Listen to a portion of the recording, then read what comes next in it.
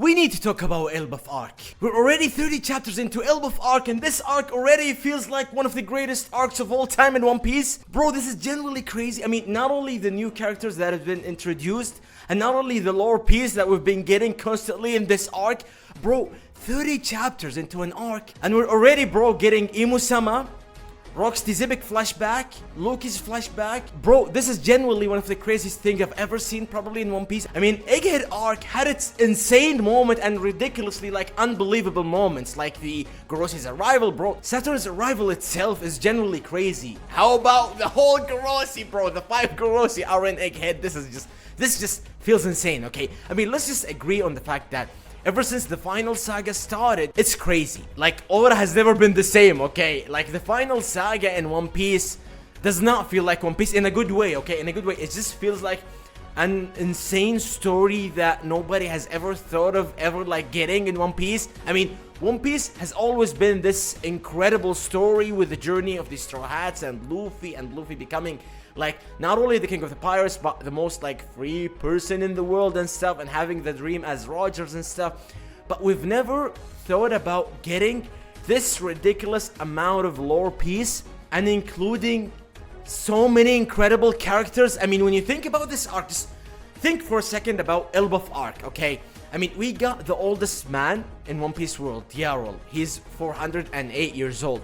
We got the introduction or the reintroduction of Skoppergaban, and he is already one of the strongest. I mean, he's just one of the wings of Roger. That is just ridiculously like on its own, okay? This is just ridiculous on its own, okay? He's the left hand of Roger, and having this insanely conquers Haki that he just simply one shot one of the Holy Knights. That is Summers. This is just insane, okay? And we got Gonku, and Gonku on its own has a ridiculous story, bro, including Imu-sama, including Brock.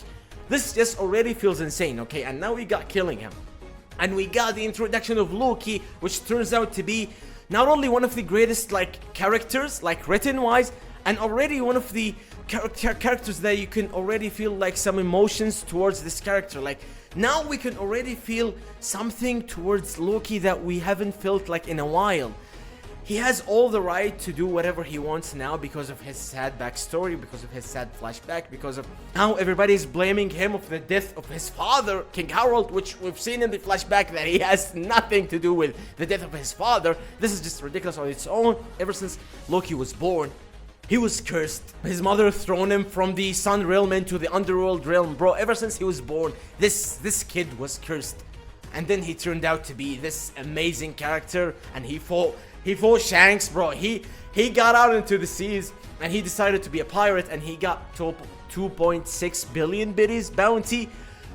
Ridiculous. And then we go to the flashback of Loki, which lead us to the amazing character of King Harold, and how he turned from this like monstrous giant into one of the nicest human beings. Not only, I mean, one of the nicest giants. I mean, not only that, he turned Elbaf to be one of the most civilized like kingdoms in the world of One Piece. He turned them from the savage beasts into these civilized people, like especially like the newer generations and stuff. And then the craziest thing ever, and that what made me even like make this video, bro, Rock's Xebec arrived at Egghead Kingdom. Bro, this just tells you how insane it is, bro. He arrived at Elbaf Kingdom with one of the most shocking reveals probably in One Piece ever, because we've all thought that Rock's, I mean, the reveal of his face, I mean, the reveal of Rock's in general, like Rock's character, is gonna be when we see like the flashback of God Valley, right? But getting Rock's Xebec with his crew in Elbaf, and facing off with Loki, and Loki being so sad, like wanting to die.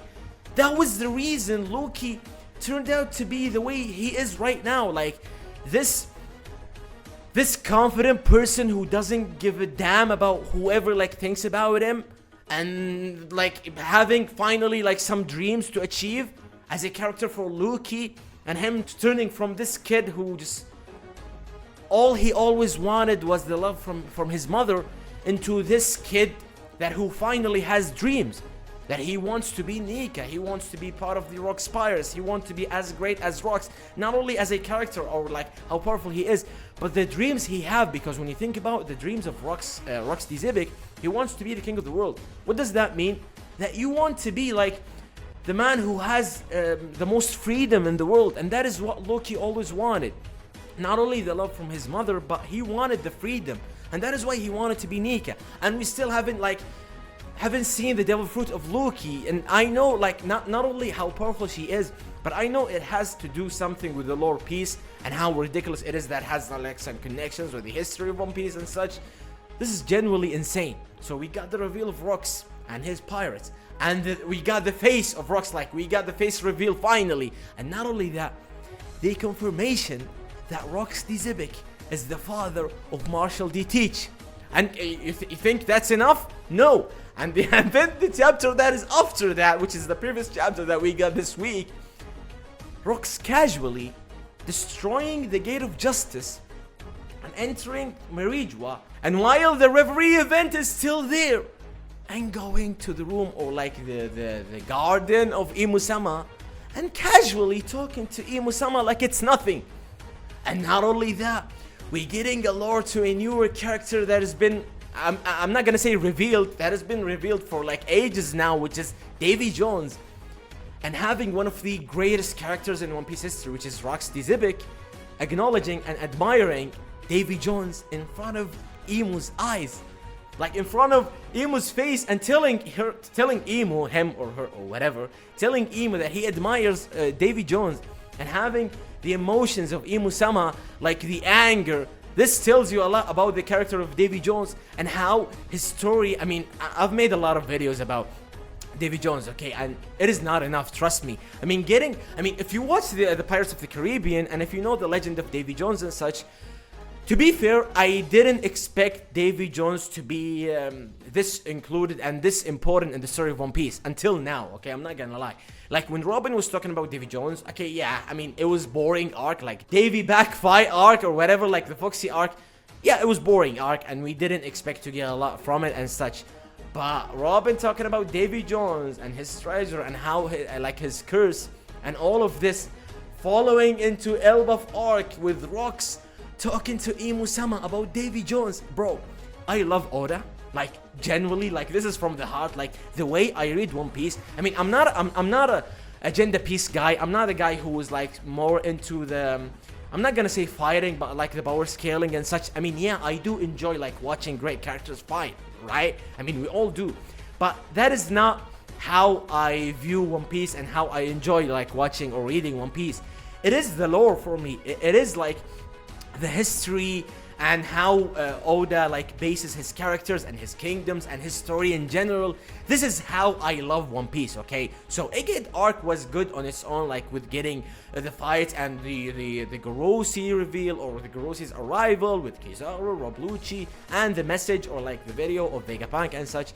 But Elbaf is different. Like I'm not gonna even like compare them because they're all like great on its own. Like Elbaf and Egghead, they're both great, okay? But Elbaf is just on a different level. Like I genuinely don't even remember.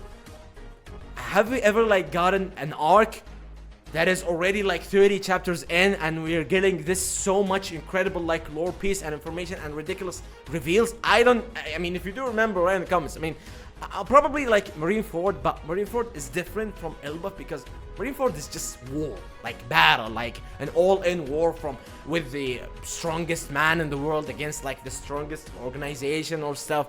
This is different, but like Elbaf, ridiculous. And I guess let's say, guys, write in the comments, do you guys agree with me that Elbaf is already one of the greatest chapters like of all time? I'm not gonna say even in One Piece, like in general, like this is. Did I say chapters? Okay, arcs. I'm sorry if I said chapters. Okay, one of the greatest arcs of all time. Okay, so I guess let's say, guys, I'm just gonna leave you here. Thank you guys for watching. Mwah.